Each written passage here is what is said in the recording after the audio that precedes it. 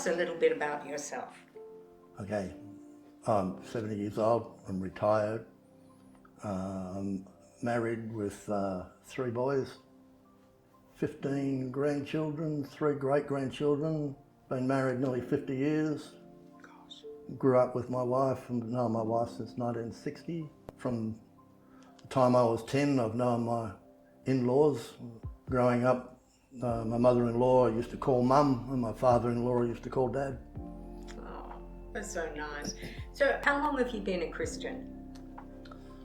Okay, to find it in different ways. I've been a Christian, I would say, all my life. I was brought up in the Catholic Church. By the age of 9, I was an altar boy. And by my early mid-teens, I'd stopped going to church. But I still classed myself as a Christian. But it wasn't until we were at a business function in '94 that I actually gave my life to God and to Jesus. You mentioned that you were at a function when they had an altar call. What actually prompted you to go up and say, yes, I want to become a Christian? And on one of the sessions, I was just talking about their experience, how they became Christians, how they gave their life to God. And at the end of it, they had an altar call, saying that people wanted to change their life and connect with God. And I saw something that I didn't have. Even though I believed I had a relationship with God, I didn't have the relationship that they had. It's either wonderful or scary.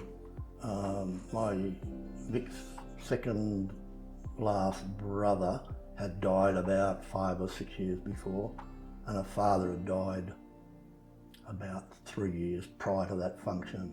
And they did an altar call, asked people to come forward, and I saw my father-in-law and my brother-in-law on stage calling me forward.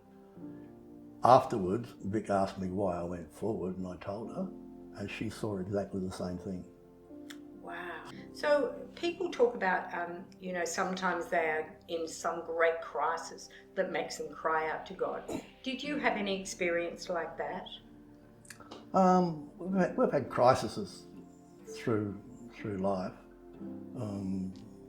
Before I became a Christian, when my father-in-law died, we were up at Gloucester. They were living in a caravan park, and I'd gone missing, and the family came looking for me at about 11 o'clock at night, laying in the middle of a cricket pitch on my back, looking up at the heavens and screaming out to God, asking why they took my father-in-law.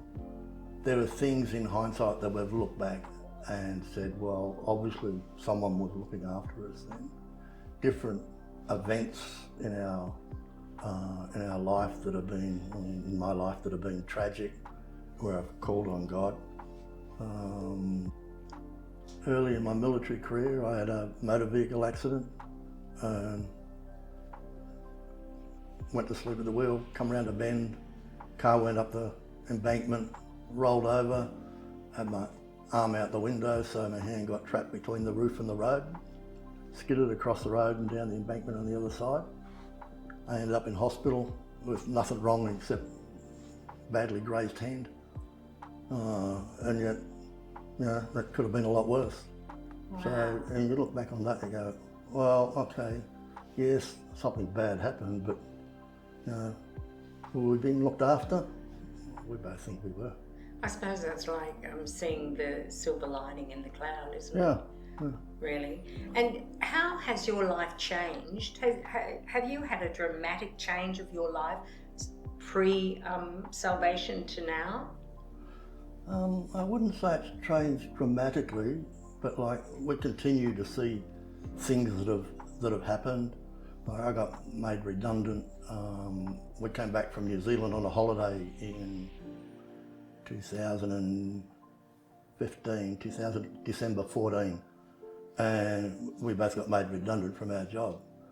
So we hadn't planned to sort of retire at that stage, and it took 8 months for us to retire, but we found a person from DVA, sorted us out, ended up with a defence pension, an age pension, and now I get a disability pension as well. So financially, we've benefited from something bad that happened again. And different things have happened along, through our life. These days, I look at myself and in the church as being someone just to love on people, right? So I look at it as my own ministry, and I call it the ministry of hugs. So I just give everybody a hug. You don't know what people have been through, and a hug might just be what they need. So would you call yourself a man of words, or more somebody who gives comfort without any words? I'm mostly deaf, so words don't work well. So I'm just in the background. Vic does the talking, Vic does the words and everything. I'm just there to love on people and just support people. How do you think life would be today if you didn't have Jesus in your life? I think since I've actually given my life to Jesus in '94, things are a lot different in some ways. Like, I still believe that I had Jesus and God in my life before, right? But not as a close contact. And I don't think I'd be in the same position. I still think we'd be watched over, because we were watched over before '94. So would you say that the difference between your pre-salvation to now is you have a personal relationship with Jesus? Definitely. And I find that reassuring. I think that's where the comfort comes into our life. The things that have happened. Are we on easy street? No. Are we battling? Yes. Everybody battles. I don't care who you are. But it's more reassuring. We feel more comfortable with what's happening with us. If something bad happens, we don't say, oh, well, that's because we're whatever. It's okay, well, what good can come of that bad thing? Would we have looked at that way before? Well, I wouldn't have. But now we can look at, well, how can we get something good out of this?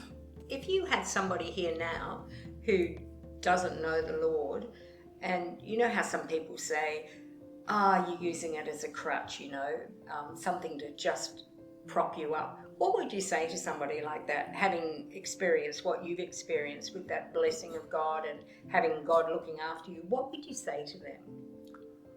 I find that if I'm using it as a crutch, it's a lot better than drugs and alcohol. I can rely on God to do good, and to look after me and watch over me. Okay, is everything perfect? No. But it's as perfect as it's going to get in this world. The life after is the one that's going to be perfect. If I asked you, what would you say to your younger self prior to your salvation? What advice would you give yourself today, looking back? Oh, give my life to Jesus earlier. Yes. It's so different in the last 25, 26 years to our life before. Yes, good things happened and bad things happen, and they still do, but it's the way you deal with them. They're a lot easier. You haven't got the stress. Well, I don't have the stress of dealing with things. I just pass them over to God and get Him to sort them out. That's the big thing. Since I've been saved, it's the faith now that I have of my life, of what God's doing in my life. I'd just like to say thank you for sharing your story with us, Peter. It's wonderful to hear about your life, how it was before and how it is now. And we're very blessed to have you in the church, really, you and Vicky. Thank you.